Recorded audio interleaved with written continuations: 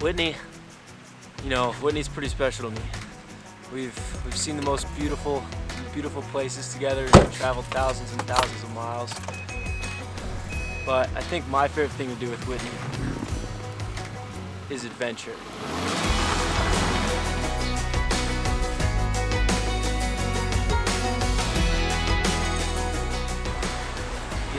Whitney's never given me significant problems. She does leak a little bit sometimes. Oh, Whitney's my 2009 Subaru Forester, by the way.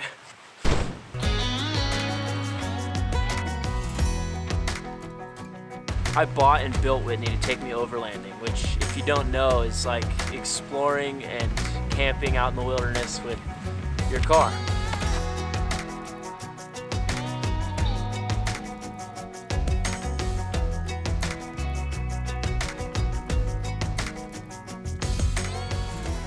So what do you need to start overlanding? Really nothing much. I mean, you need a car to start and nothing else that you don't already have. It doesn't need to be a crazy car. It doesn't have to be a crazy modified Jeep. It can be anything from a Jeep or a Land Cruiser down to a Subaru Forester. Preferably, you have a little bit of ground clearance and some decent approach angle and departure angle, so you can go over some more decent obstacles, but there's plenty of overlanding routes that are just plain gravel roads. Now Whitney here, I decided to mod up a little bit to make her, the perfect overlanding vehicle for a college student, right? Because she gets good gas mileage, and so I put on some all-terrain tires that'll do better in mud, do better in snow, do better off-road. I put some smaller wheels so that the tires could be bigger. I lifted her up 2 inches with a race line lift. And I put the roof blocks on so that I could kind of store things I didn't want to put inside the cabin.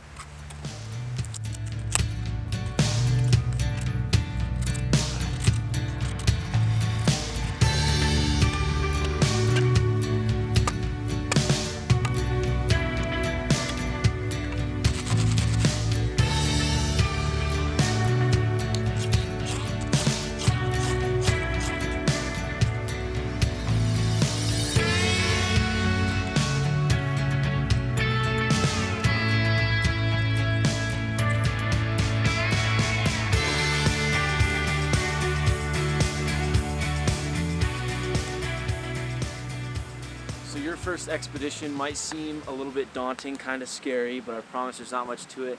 You don't need thousands of dollars of gear in a really refined setup. All you really need is your car and a tent if you want to sleep in that, or my favorite thing to do is just fold down the back seats and sleep right in the back. Your first time out, there are a few things that you should probably bring, mainly for comfort. You're going to want to bring a sleeping pad to sleep on if you're sleeping in the back of your car or in a tent. In the back of your car, if you can fit a mattress, you can do a mattress. A way to stay warm, depending on the weather, of course. I'm in the snow right now, so I want to stay extra warm tonight and be using a nice sleeping bag. I bring a full-size pillow because that, of course, is the most comfortable. You want to bring food and lots of water and maybe dessert for after dinner, of course. And some safety things you should bring. You should always have an emergency kit, a first aid kit, so you and anyone coming with you on this trip is safe. And you do want to go with other people most of the time. That's the safest thing. That's more fun anyways, so it's great.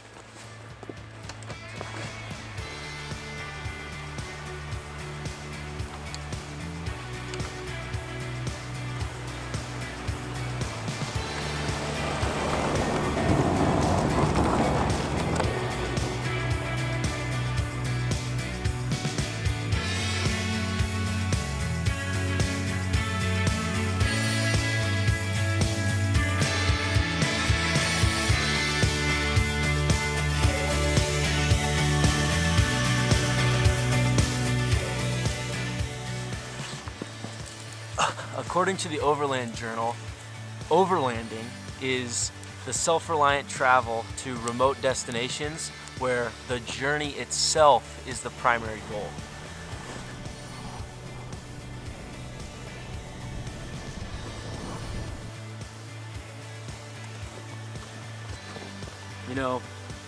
Overlanding's been some of the most fun I've ever had, by myself or with my friends and my family.